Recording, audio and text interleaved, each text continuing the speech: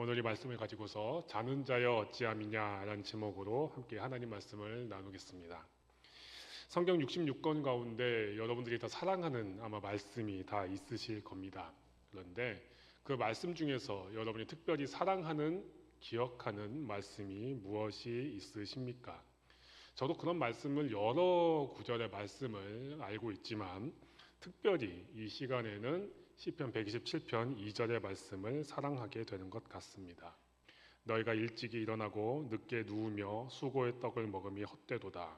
그러므로 여호와께서 그의 사랑하시는 자에게 잠을 주시는도다. 잠을 편안하게 잘 수 있다는 게 얼마나 귀한 일이고 복인지 경험해 본 사람은 압니다. 잠자리에 누웠는데 잠이 오지 않아서 뒤척이면서 핸드폰을 켰다 껐다 하는데 시간은 1시간, 2시간 지나가고 있고 더 힘든 것은 내일 새벽에 일찍 일어나야 되는데 시간만 가고 있을 때 정말 힘들고 고통스럽습니다. 설교를 준비하면서 문득 옛날 어느 순간이 떠올랐습니다. 어린 시절 제가 살았던 영락중학교 앞에 집과 또한 녹본동에 있었던 외갓집은 걸어서 한 20분? 한 그 정도 걸렸던 것 같습니다. 그래서 저는 종종 외갓집에 가서 잠을 자곤 했습니다. 정확히 몇 년도에 무슨 날이었는지는 기억나지 않습니다. 그런데 선명하게 기억에 남는 어느 날 밤의 기억이 있습니다. 그날도 저는 외할머니와 함께 나란히 누워서 잠을 청했습니다. 그런데 참 이상하게도 그날따라 잠이 오지 않았습니다. 지금도 그때 그 방의 모습이 눈앞에 아른거립니다. 눈을 뜨고서 말똥말똥 창밖을 바라보고 있는데 저기 골목에서 은은하게 들어오는 그 주황색 가로등의 불빛이 방 안으로 스며들고 있었습니다. 한참을 뒤척이고 있었습니다. 잠을 이루지 못하고 뒤척이는 저를 발견하신 외할머니가 저를 포근하게 안아주시면서 이런 말을 하셨던 게 기억납니다.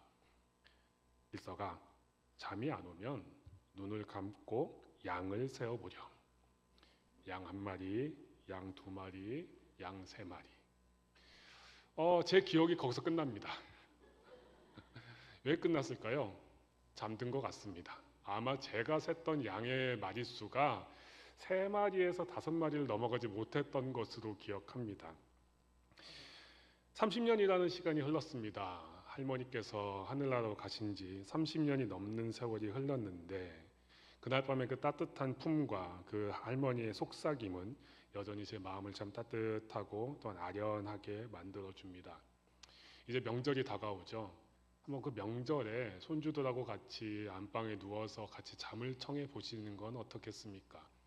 아이들이 잠을 못 이루어서 뒤척뒤척 하고 있으면 양 1마리 세어보자고 해보시는 건 어떻겠습니까?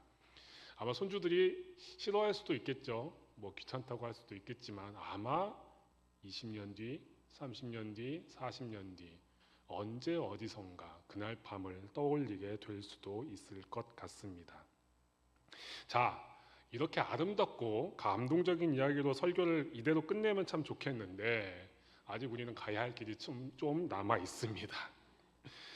여기서 멀리서 바라보니 약간 여호와의 사랑을 잊고 계시는 분들이 조금 있을 것 같습니다.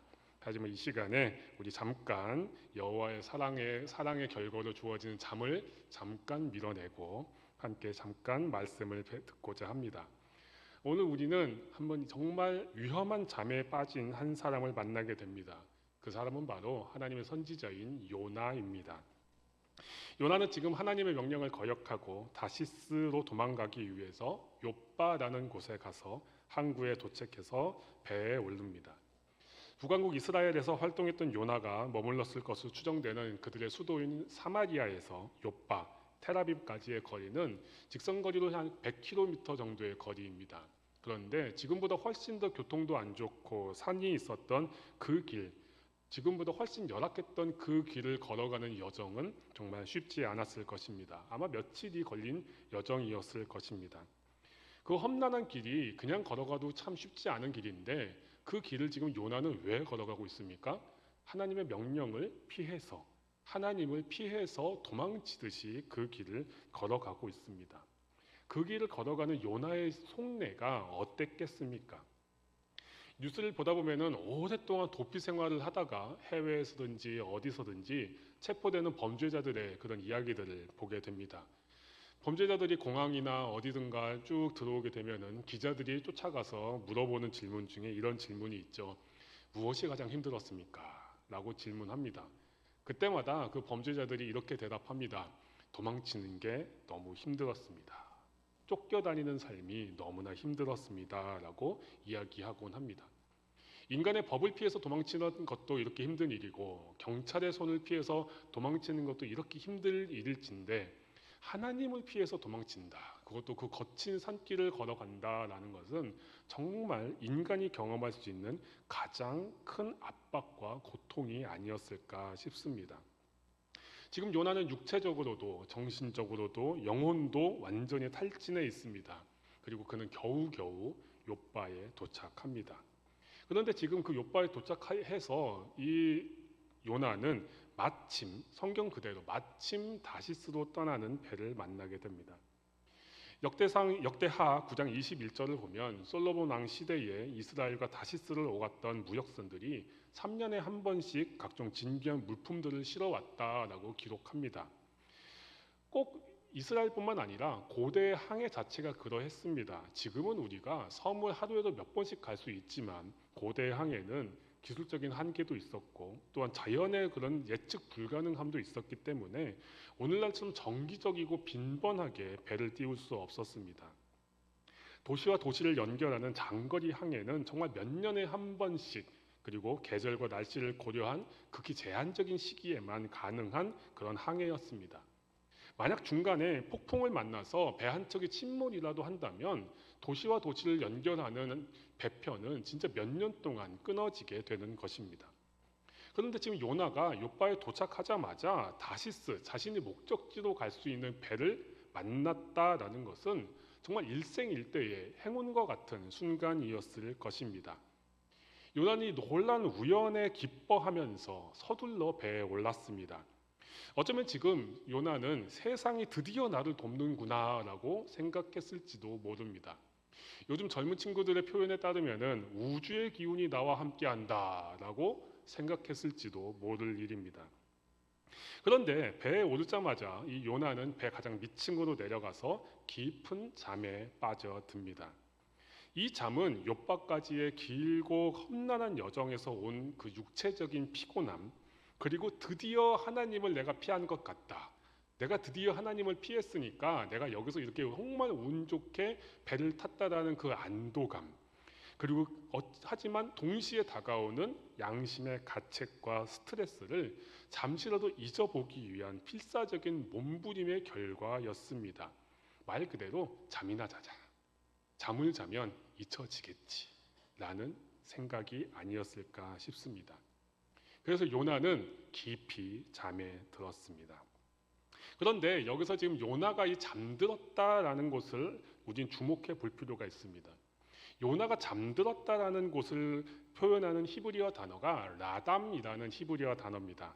바로 이 깊이 잠이 든지라라고 한글 성경으로는 번역이 되어 있는데요. 이 단어가 그냥 단지 잠들었다, 그냥 깊이 잠들었다라는 의미를 넘어서는 단어입니다. 이 단어는 기절한 듯이 잠자다, 혼수 상태에 빠진 듯 자다, 마치 죽은 사람처럼 깊이 잠들다라는 굉장히 깊은 특별한 의미를 담고 있는 단어입니다. 구약 성경에서 잠든 사람은 참 많았는데 이 라담이라는 말을 들었던 곳은 단 7곳밖에 등장하지 않습니다. 그 7번 중에 2번이 요나서에 등장을 하고요. 그리고 다른 주요한 용례가 어디에 있나 찾아보니까 사사기 4장 21절에서 여사사인 드보라와 장군 바락에게 참패했던 가나안의 군대 장관 시스라가 헤벨의 아내 야엘의 장막에 숨어들었을 때에 그때 그가 잠든 모습 속에 이 라담이라는 표현이 등장합니다. 이렇게 잠들었던 시스라는 야엘에 의해서 아주 비참한 최후를 맞이하게 되지요. 극도의 피로 그리고 패배의 충격으로 잠든 시스라의 상태가 바로 이 지금 요나가 잠들어 있는 상태와 참 닮아 있다라는 것입니다. 극도의 스트레스, 그리고 더 나아가 영적인 마비라는 그 영적인 의미까지 담고 있는 죽음과 같은 잠의 순간이 바로 이 지금 요나가 빠져 있는 라담의 순간인 것입니다. 자, 지금 요나는 기절한 듯 죽은 듯 잠들어 있습니다. 그리고 그를 태운 배가 드디어 욥바를 떠나서 다시스를 향해 출항합니다. 그런데 얼마 지나지 않아 이 배가 큰 풍랑을 만나게 됩니다. 그리고 그 풍랑은 하나님이 보내신 풍랑이었고 배는 침몰의 위기에 처하게 됩니다. 고대 항해에서 배가 폭풍을 만난다는 것, 그것은 곧 죽음을 의미합니다. 거대한 자연의 힘 앞에서 인간이 할 수 있는 일은 별로 없습니다. 절체절명의 위기 앞에서 선원들은 각자가 믿는 신들을 필사적으로 부르짖으며 구원을 간청하고, 한편에서는 조금이라도 배를 가볍게 하기 위해서 모든 짐들을 바다에 던져버리는 사투가 벌어집니다. 배 안은 공포에 질린 비명소리, 그리고 자신의 신들을 부르는 간절한 기도소리, 물건들을 바다에 던지는 외침소리로 아수라장이 되었을 것입니다. 그런데 이 급박한 생사의 갈림길, 혼란과 공포의 한복판에서 요나는 어떠합니까? 그는 여전히 배 밑층에서 죽은 듯 잠들어 있습니다. 정말 말도 안 되는 상황이죠. 폭풍과 사투를 벌이면서 동분서주하면서 온 배를 휘젓고 다니던 선장의 눈에 아마 가장 배 밑바닥에서 잠들어 있는 요나의 모습이 눈에 들어왔을 겁니다. 선장의 기분이 어땠겠습니까? 다른 사람들은 다 한번 살아보겠다고, 배 한번 살려보겠다고 다 지금 난리인데 도대체 이 사람은 누구길래 여기서 이렇게 잠들어 있나? 어이가 없었겠죠. 자, 그 정말 어이없는 상황에서 이 선장이 요나를 흔들어 깨웁니다. 새한글 성경으로 읽어보면 오늘 말씀 6장이 이러합니다. 그에게 선장이 다가와 말했다. 어쩌자고 손님은 잠에 골아 떨어져 있는 것입니까? 일어나시오. 손님이 섬기는 신을 소리쳐 불러보시오. 어쩌면 그 신이 우리를 생각해 주실 것이요. 그러면 우리가 목숨을 잃지 않을 것이요. 라고 이 선장이 이야기합니다. 첨단 과학기술이 발전한 21세기에도 바다를 살아가는 바닷사람, 뱃사람들에게는 참 여전히도 많은 미신과 징크스가 존재하고 있습니다. 하물며 요나의 시대에 고대 근동의 뱃사람들에게는 그 미신과 징크스는 어떤 단순한 그냥 웃어 넘길 일이 아니라 단단한 바위와 같은 믿음 그 자체였을 것입니다. 그래서였을까요? 그들은 한 신만 섬기기보다는 가능한 많은 신들을 섬겨서 가능한 많은 신들의 보호를 받고 싶어 했습니다. 오늘 지금 요나를 깨우고 있는 선장이 그 요나에게 당신의 신, 당신이 섬기는 신을 불러라 라고 이야기하고 있는 것을 보면은 이 선장도 여러 신들을 많이 섬기고 있는 다신교적 세계관을 가진 사람이었다라는 것을 우리는 추측해 볼 수가 있습니다. 그런데 이렇게 필사적인 사람들의 노력에도 불구하고 폭풍은 더 거세집니다. 배는 여전히 침몰의 위기를 벗어나지 못했고 이제 그 어떤 것도 할 수 없을 것 같은 절망에 빠진 선원들이 궁금해합니다. 대체 누구 때문에 이런 재앙이 우리에게 임했는지 알아라도 보자 라고 하면서 제비를 뽑죠. 그 제비의 결과는 너무나 뻔합니다. 요나 때문이었습니다. 요나가 당첨됩니다. 사람들이 모두 다 득달같이 요나에게 달려가서 물어봅니다. 도대체 우리한테 말 좀 해보십시오. 왜 이런 일이 생긴 겁니까? 당신이 하는 일은 뭐고 어디서 왔고 어디 땅 사람이고 어느 나라 백성입니까? 요나를 붙들고서 사람들이 외칩니다. 그 말을 듣고서야 요나가 정신을 차린 것 같습니다. 그 외침 소리를 듣고서야 요나는 깨어나서 이렇게 대답하죠. 나는 히브리 사람이요 여호와 하늘의 하나님을 두려워하는 사람입니다. 그 하나님이 바다와 마른 땅을 만드셨습니다. 요나의 고백과 함께 바로 이 사람이, 이 잠들었던 이 이상한 사람이 자기 신의 명령을 거역하고 도망치고 있는 정말 대단한 사람이라는 것을 알게 된 이방인 선원들은 경악을 금치 못했습니다. 그리고 그들은 하나님을 알지 못하는 이방인들이었지만 신의 명령을 거역하는 것이 얼마나 두려운 일인지를 알고 있었기 때문에 분노와 공포가 뒤섞인 목소리로 요나에게 외칩니다. 어쩌자고 그런 일을 저질렀습니까? 하나님을 피해 도망치다가 잠이 든 요나의 모습, 그리고 생사의 갈림길에서 죽은 듯 잠든 요나를 깨우는 이방인 선장과 선원들의 모습. 근데 그 모습은 단지 요나 시대에만 있었던 모습은 아닙니다.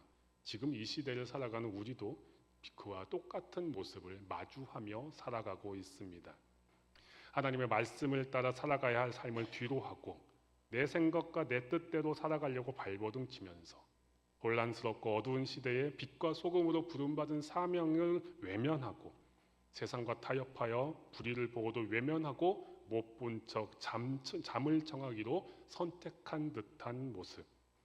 하나님을 피해서 배 아래로 들어가 잠에 빠진 그 요나의 모습은 바로 저의 모습이기도 하고 이 시대를 살아가는 적지 않은 그리스도인들이 보여주고 있는 참 안타까운 모습이기도 합니다. 잠들어버린 요나를 깨우시기 위해 하나님께서는 거대한 폭풍을 보내십니다. 그리고 거대한 폭풍에도 깨어나지 않는 요나를 깨우기 위해서 하나님을 믿지 않는 이방인 선장과 선원들을 사용하십니다. 이 시대의 교회와 그리스도인들도 그러한 폭풍과 그러한 외침을 마주합니다. 교회는 안팎으로 불어닥치고 있는 거친 폭풍과 같은 수많은 문제와 어려움을 마주하고 있습니다. 교회 밖에서 살아가고 있는 사람들이 영적인 권위와 구별됨을 잃어버리고 어쩌면 때로는 세상의 걱정거리가 되어버린 일부 그리스도인들을 향해서 걱정스러운 목소리로 이렇게 묻고 있습니다. 자는 자여 어찌함이냐 일어나서 내 하나님께 구하라. 이 얼마나 부끄럽고 안타까운 상황입니까? 하나님을 모르는 사람들이 오히려 하나님의 백성을 향하여 주님의 몸된 교회를 향하여 일어나서 당신들이 믿는다는 그 하나님께 기도하라고 권면하는 그 참 아픈 상황, 아픈 모습이 이 시대 교회와 우리가 마주한 그런 시대의 모습이 되어가고 있습니다. 사도 바울은 에베소서 5장 14절에서 우리에게 권면합니다. 그러므로 이르시기를 잠자는 자여 깨어서 죽은 자들 가운데서 일어나라. 그리스도께서 너에게 비추이시리라 하였느니라. 우리는 요나가 지금 빠져있는 그 라담의 상태를 늘 경계하고 혹시 지금 내가 라담의 상태에 빠져있다면 그 상태에서 깨어나야만 합니다. 영적인 게으름과 또한 모른 척 당해주고 싶은 사명으로부터 도망치고 싶은 그 유혹을 단호하게 거부하고 깨어 일어나 하나님의 말씀을 들고 하나님의 말씀을 붙잡고 이 세상 앞에 바로 서야 합니다. 라담의 상태를 깨고 그것을 거부하고 이 세상을 살아간다는 것, 세상의 흐름에 맞서 살아간다는 것은 결코 쉬운 일이 아닙니다. 세상의 가치관에 도전하고 불의에 맞서며 말씀대로 살아간다는 것은 말 그대로 외롭고 험난하고 좁디 좁은 거친 좁은 길입니다. 하지만 잠들지 않고 침묵하지 않으며 세상 속에서 하나님의 뜻을 선포하고 실천하는 하나님의 백성들, 그리스도의 제자들은 지금 당장 내 눈앞에 피곤함, 내게 닥쳐올 고통이 막을 수 없는 놀라운 은혜, 하나님이 주시는 참된 생명, 그리고 영원한 승리를 약속받은 하나님의 사람들입니다. 선지자 이사야는 선포합니다. 이사야서 43장 11절에서 13절입니다. 나 곧 나는 여호와라. 나 외에 구원자가 없느니라. 내가 알려주었으며 구원하였으며 보였고 너희 중에 다른 신이 없었나니 그러므로 너희는 나의 증인이요 나는 하나님이니라. 여호와의 말씀이니라. 과연 태초로부터 나는 그이니 내 손에서 건질 자가 없도다. 내가 행하리니 누가 막으리요. 영적인 죽음과 무기력의 순간, 그 라담과 같은 순간을 벗어날 때 그때에서야 우리는 새로운 아침을 맞이할 수 있습니다. 눈을 떠야 아침은 다가옵니다. 잠자리에서 일어나야 아침은 시작됩니다. 잠에서 깨어난 요나는 선원들의 그 날카로운 질문 앞에서 그제서야 깨닫습니다. 내가 누구였던가를 그때 깨닫고 고백하게 됩니다. 요나처럼 자신을 향한 경고를 듣고 영적 침체의 자리를 박차고 일어나서 도망자의 신분이 아니라 도전하는 자의 삶을 살기로 결단한 사람은 가장 먼저 해야 할 일이 있습니다. 그것은 바로 자신의 정체성, 내가 누구인지를 고백하고 그 고백한 대로 살아가는 것입니다. 우리는 누구입니까?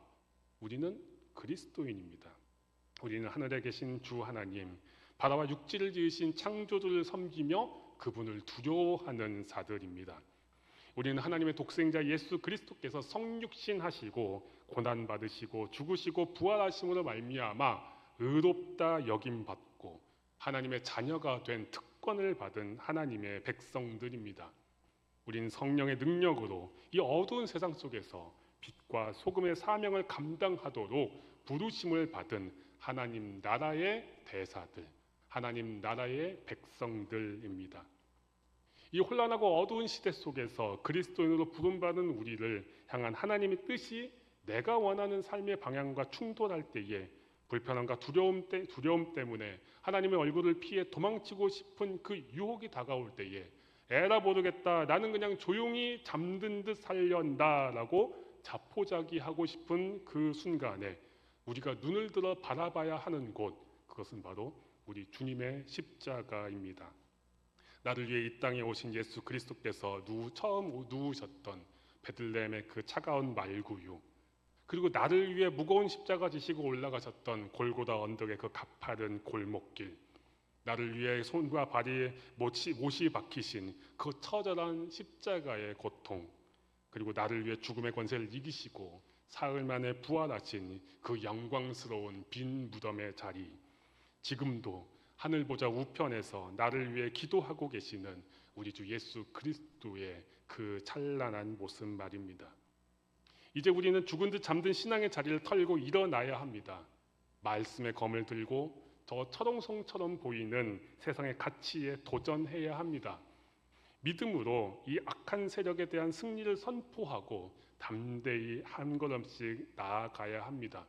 우리가 그렇게 잠에서 깨어 한 걸음 내디딜 때에 예수 그리스도의 보혈로 우리의 심장이 다시 뛰고, 그리고 우리가 다시 가는 그곳에 부활의 아침, 생명의 아침이 시작됩니다. 오늘 이 시간에도 성령께서 저를 그리고 우리를 흔들어 깨우십니다. 자는 자여 어찌함이냐. 지금이 깨어날 때입니다. 지금이 일어날 때입니다. 지금이 하나님을 찾을 때입니다. 여러분을 부르시는 분은 신실하시니 이 일을 또한 이루실 것입니다. 기도하겠습니다.